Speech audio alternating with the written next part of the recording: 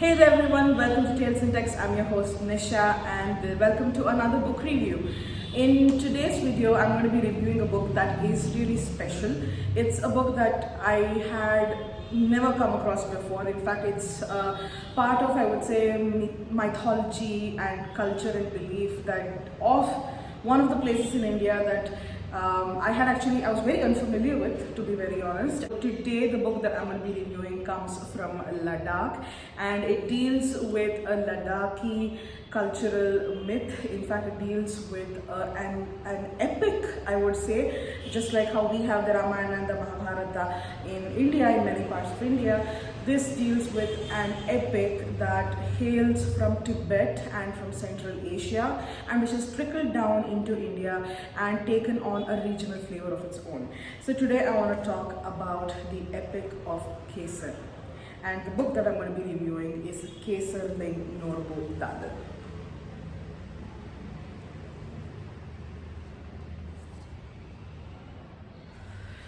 So how the slim volume came into my hand is a story in itself. My mother had gone on a trip to Ladakh, and she was visiting this particular monastery, which is the Linggar. It's actually a palace slash monastery, I would say, and it's the palace of Kesar Ling Norbu Dadal. So she was visiting this particular palace slash monastery, and while she was visiting this place, she came across at the end of her tour, she came across this small gift shop which hosted a lot of items of spiritual significance. Now, this particular palace dealt with Buddhist spiritual tradition. In fact, the people who practice Buddhism are quite prevalent in Leh Ladakh, and apart from all the items of spiritual interest, in one corner of the shop there were exactly 3 copies of this book. And my mother picked this up and she asked the shopkeeper exactly what this book was about, but they weren't very familiar with this. And looking at this cover art of this person who seems to be a warrior, my mother figured that this would be something that would be of interest to me, because she knows how much I love the Mahabharata and how much I love reading about epics and cultures and myths. So she picked this up and brought this home and gave me this particular book as a gift, and the rest, as they say, is history. I picked up this book in January and I finished it mid-January, and finally I thought it would be great to share this book with all of you, because I don't know how many of you are familiar with this. If you are familiar with this, if you have read this book, do let me know in the comments. I would love to know what you thought about the Kesar saga. But yeah, let's dive right into this book. So Kesar Ling Norbu Dadal is a book that is, I would say, an abridged version of the Kesar epic, or the Kesar saga, as it is called in English. Kesar as a character is a celestial or a divine figure who comes from, I would say, who sort of straddles the boundary between Buddhist lore, and there is Buddhist spirituality, Buddhist cosmology, and also the cosmology of Central Asian spiritual beliefs.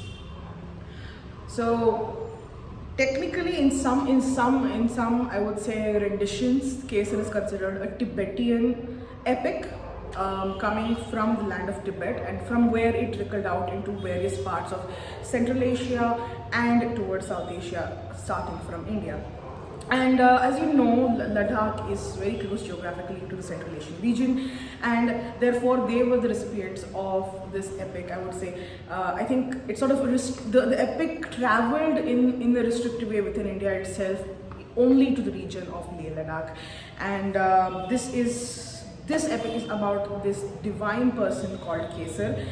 Kesar is considered to be a god, and when Kesar is born, he's born with a lot of his siblings who are also divine creatures, but divine non-human creatures. There are divine animals and divine plants and divine objects who are born along with him, and Kesar comes on earth in the form of a human baby in order to protect and lead the community of Ling, the people of the town called Ling, which is in Ladakh. And he is also born to rid that world of evil, and that is what this little volume called Kesar Ling Norbudadal is actually about. It is the epic of Kesar. It is about the exploits of Kesar. It's about the life of Kesar, about Kesar's powers, about Kesar's achievements, and about how he protected the people of Ling and how he led them to victory against enemy forces, and how he defeated the enemy army of Horyol. In a lot of ways, Kesar Ling Norbudadal was reminiscent of certain parts of Indian epics itself. And when I say Indian epics, I'm talking about mainstream Indian epics such as the Ramayana and the Mahabharata. When I talk about any stories any stories that I would refer in relevance to this would typically be from what I'm very familiar with, which is something that most of India would be familiar with. In terms of how the narrative is structured, Kesar's story is very similar to how I would say the Mahabharata is. But I think I would be very, very reductive and very, I think reductive is the word. I would be very reductive in describing Kesar's story as being similar to the Mahabharata. For me, this is just a reference point in comparison, but in no ways is Kesar's story actually like the Mahabharata. I think the only similarities that I would probably say between Mahabharata and Kesar's story is that the protagonists in the Mahabharata, it's the Pandavas and the Pandavas basically, and in the Kesar saga, in Kesar Ling Norbudadal, it is Kesar himself. They are born out of a divine intervention. They are born as a result of, I would say, a divine patronage given to a human couple. And they also contain, when they are born in human form, they still contain some divinity or divine elements in them. And I think in some cases, I would say the birth of Kesar itself is very reminiscent of the birth of Rama in the Ramayana. Again, please don't take this quite literally. This is just a reference point in terms of how I'm trying to sort of look at how similar and different is the Kesar's epic, is Kesar's story, similar or different to the epics that we typically are more familiar with. So just like how Dasharatha did not have sons, and he had this Putra Kamekshi Yajna, and he basically took a step that involved divine intervention in the birth of Ram, right? Similarly, Kesar's birth, while not a result of a sacrifice or a Yajna, because such concepts don't exist in the strictly Hindu definition of sacrifices and these offerings, they don't exist exactly in those ways, but they do occur because of a farmer and his wife praying, making these, asking for divine blessings and asking for divine intervention in the birth of a child. And the way Kesar is born also is very unique, and the baby itself, once it is born, it goes through a lot of trials and tribulations, which we don't actually see in either in the Ramayana or the Mahabharata. But we do see something similar in Krishna Avatara, in Krishna's youth as a baby, when I think it's Putana who is breastfeeding him and tries to poison him. So similarly, baby Kesar also, once he's born, while he's not tried to be poisoned, forgive me for my language, while he's not actually poisoned, he is I would say these boiling items are poured over the baby to burn him to death. So a lot of these things happen, which for me as a reader of Hindu mythos and Hindu epics and Hindu texts, I find those very similar to how Kesar's story is kind of progresses. Similarly, there are similarities in terms of how the protagonist Kesar grows up into a hero, and how he acquires a wife. It's very similar to how Arjuna goes and competes for the hand of Draupadi in the Mahabharata. That is wherein he has to compete in a series of challenges in order to become her husband. Similarly, Kesar competes in a variety of challenges in order to win the hand of his first wife. So those themes, those tropes are very similar here as well. And just as with other epics, similarly, you see Kesar undergoing or experiencing a period of utter happiness, fulfillment, but then experiencing the sudden shift into tragedy, into this conflicting, challenging, dangerous situations at the hands of an enemy empire, or an enemy who affects him personally, not just his kingdom, but who affects his personal life as well. In this case, this enemy, who is the king of Horiol, abducts his wife, and he makes it his own, and he plans the siege of Ling, which case he wants to stop. Of course, prior to all of this happening, just as with the other warriors of that time, and as you can see in the other epics, Kesar goes out and he meets other women, he defeats other monsters, he gets married again, he has other families. So you can see these similar tropes keep repeating, I would say, across cultures, across religions in the epics themselves. Ultimately, Kesar is able to outwit and hoodwink and defeat in battle the king of Horiol, and rescue his wife and bring her back, and they all return to Ling, where he peacefully rules the kingdom for many years and leaves behind a legacy of peace and of power.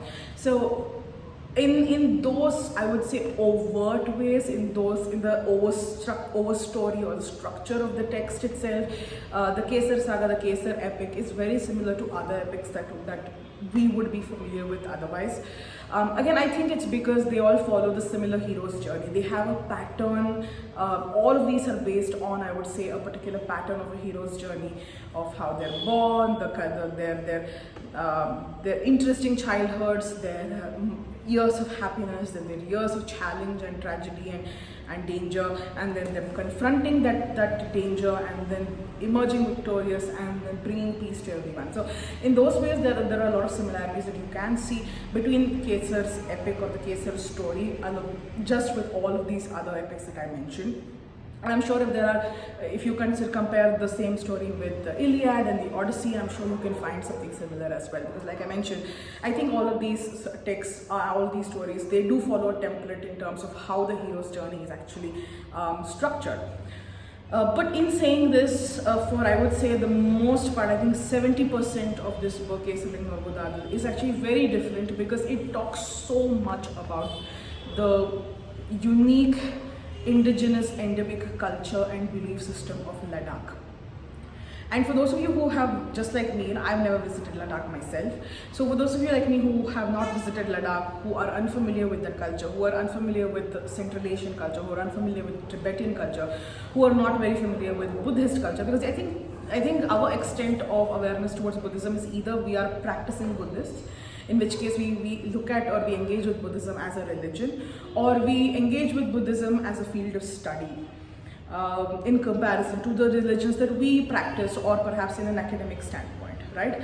But understanding the Buddhist ethos, understanding the Buddhist mythos, understanding how local culture will impact the religion and how religion will impact the local culture, those are things that are very different, and a lot of times, we may not be as familiar with specific, I would say, facets of Buddhism, or specific facets of Central Asian, I would say, stories and cultural practices, or even Indian cultural practices and mythos, because at the end of the day, Ladakh is a part of India, and by extent, the Kesar saga, Kesaling Marbudadal, does become one of the epics, I would say one of the lesser known epics of India itself.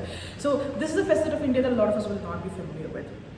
So learning about these different practices from Leh Ladakh, learning about the culture of the people, learning about their lifestyles, the kind of clothes they wear, the kind of food they eat, what they consider to be, because this is land that is so cold, where things hardly grow, where you have to bring food items from somewhere else, or there is only the meat is possibly the only source, meat and maybe butter and milk from those animals is perhaps the only I would say perennial source of food, you could say, or resource that's always there.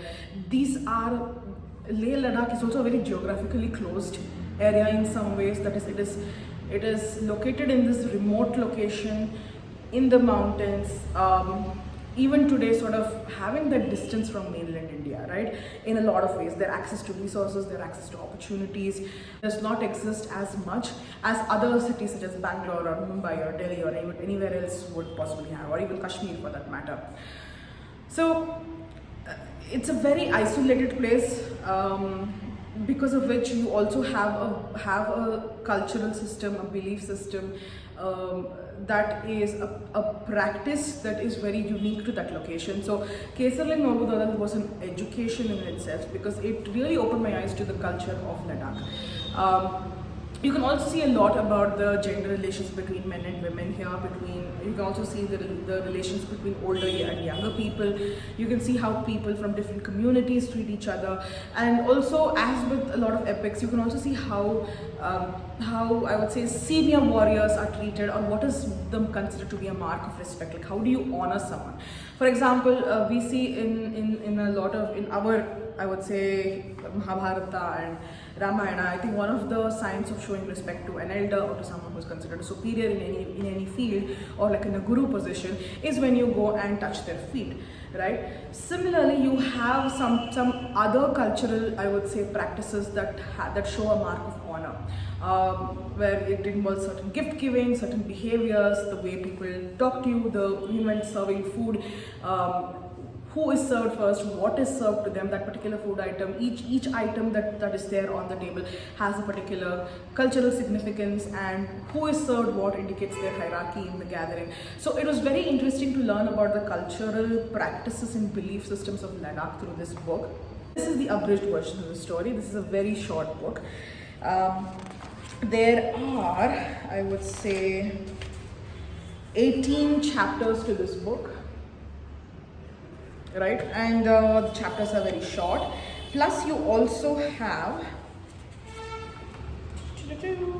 I am going to show this to you. Yep, there we go. These little artworks between every chapter. So every chapter has a different, I would say, artwork. And let me just try to pull out another one for you to see. Here like this. So every chapter has a different artwork, which I think is very nice, because as someone who doesn't come from Ladakh, as someone who's unfamiliar with Ladakh, I think this is a very, very good way to see what Ladakhi places and Ladakhi culture looks like. So this is the drawing of Kesar's wife, Druguma. So you can see a lot about how she is dressed and the kind of roles that she occupies, what is expected out of her. So it's very interesting to see all of these little elements as well, because otherwise it's very difficult to envision what a Ladakhi traditional dress or a robe for a man versus a woman looks like, just by reading a description. I mean, we can Google it, sure, but otherwise it's still a cumbersome process. So it was very nice to have these artworks in this book as well. Overall, this book was really interesting. It gave me a lot of insight into Ladakhi culture, into Tibetan culture as well, into Ladakh's practices and belief systems, into Tibet's practices and belief systems, and it helped me see how Central Asian mythos and Central Asian religions and Central Asian belief systems actually sort of mingled with Indian belief systems, because one of the things that is very, very striking here is the prevalence of caste.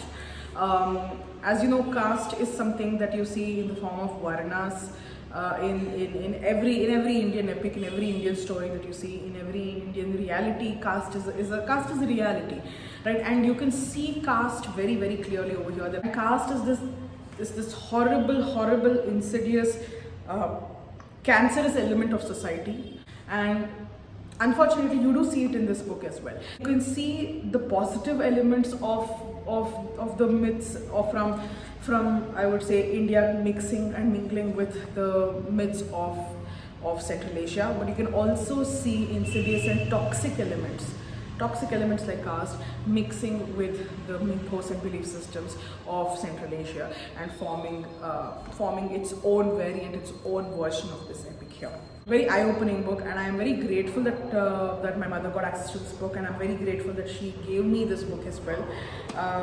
I don't know otherwise I don't know if ever I would have picked up this book, or I would have even known about its existence if she hadn't gone to Ladakh in the first place. So yeah, this was Kesarling Norbudadal. It is the Epic of Kesar, a lesser known, I would say, epic of India itself by extension. I really enjoyed this book. And it's a gem that I will treasure in my library because I think this is my first book about Ladakh or from Ladakh as well. So do let me know in the comments, have you read this book, or is this something, or if you're going to Ladakh anytime soon, maybe you'd like to pick this up. This is the location of the palace where this book was available, so I think this is one of the attractions in Ladakh that you can see. So if you do go there, do check this out, do pick this up if it's available. Yeah, and let me know in the comments what you think about the Kesar Epic. And if you watched so far, thank you so much for watching. I will see you next time on Tales in Text. Bye bye.